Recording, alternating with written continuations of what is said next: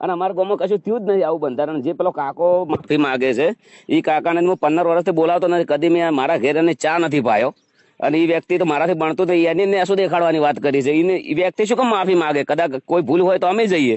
પણ તો ગોમ લેવલમાં હોવ ને નાના મોટું હોય, હમ ગોમ લેવલમાં હોવ નાના મોટું હોય.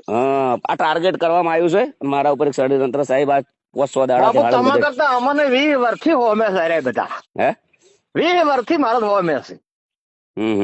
આ લોકોને કેવું છે ખબર? અમારા ઓગળ સભા હતી, અહીંયા આ લોકો એવું નક્કી કર્યું ઓગળ ની સભામાં કે ધારાસભ્ય કે સંસદ હોય એ બોલે. એ દાડે મને બેઠે બેઠે એમ શું મારું બેટું મેં ભૂલ કરી, ધારાસભ્ય ના બન્યો. અરે રામ રામ રામ રામ, ખરેખર ભાઈ. પણ એટલા મોટા મંચ ઉપર વિક્રમભાઈ રિક્વેસ્ટ કરી તો કોઈ ઓભળ્યું નહીં. ડીજે વાળાને આખો 2 મિનિટ ઓભળજો ખાલી. વિક્રમભાઈ રિક્વેસ્ટ કરી, બિલકુલ ઓભળ્યું ના.